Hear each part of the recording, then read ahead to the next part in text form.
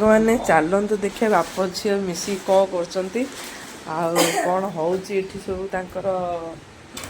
कौन ये खोला खोली कौन चलती कौन ये टंका पैसा सका कौन कारबार आंकर कौटू आइल एत टंका घड़ी भंगा है हे भगवान एते टंका घड़े मत दियो ये आपा तांकर बसिकी कौन 100 टंकिया झीर कौन 200 200 100 सब मत तुम 100 200 हेल्ले मत 500 दिए 500 मत 500 टंकिया कौन अच्छी दियो जो बात नहीं डाण हाथ बेसी पैसा आसो बात कम कहीं देखिए केते टଙ୍କା देखिए आज केते टଙ୍କା बाहर देखिए घर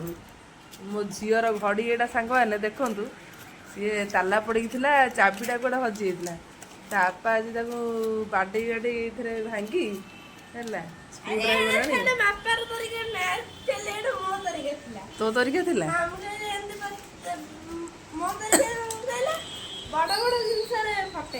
हाँ ओहो बाबा ये गोटे 50 टଙ୍କା 100 टଙ୍କା केते खाली कुह केते खाली मत खाली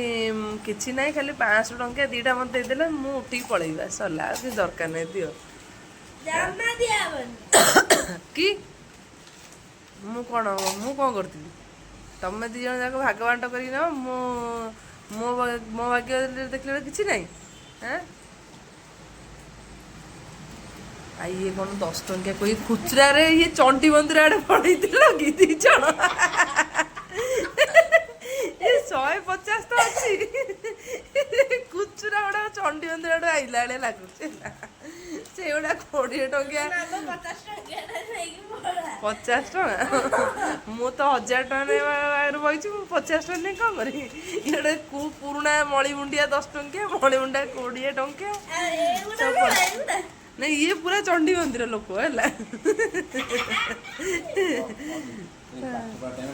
चोर पशिगले कौटी देखिए चोर तो आसी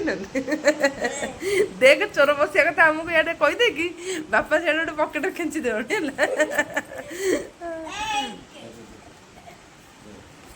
केते कौन कौन शीघ्र कौन शीघ्र शीघ्र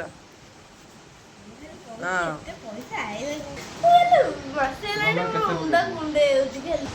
छड़ा छड़ी हो गला पैसा को 200 टଙ୍କା नकली नोट पड़ी कि तादे ओरिजिनाल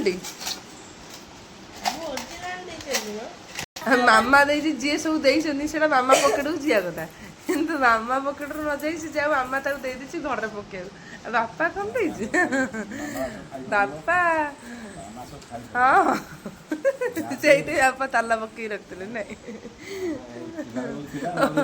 देखिया केते कौन देखिया केते हो झीर आज केते टंका खुचुरा कौन केते टଙ୍କା खाली पैसा उड़ेबी उड़ेबू तो पैसा उड़ेबू ना हाँ अभी गणा है पैसा हाँ बापा बापा जमी बापा बैंक कैशियर थे बैंक रे चाकरी है से भाया पैसा गणा हो हाँ 100 250 नोट भी साइज ही रही असाइज हेनी नोट 100 टंकिया मझे पड़ेगा 50 भितर आगू कण साइज कर रखा हाँ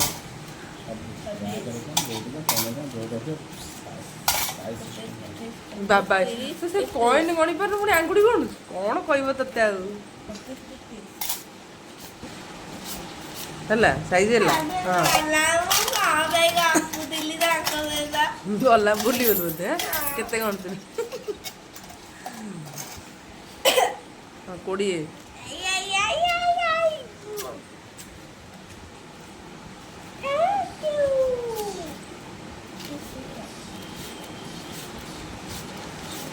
जो गीत गा गोटे पेशार गीत गोटे जो अच्छी ए भाई एटा के देला सेटा पुराना 100 टंकिया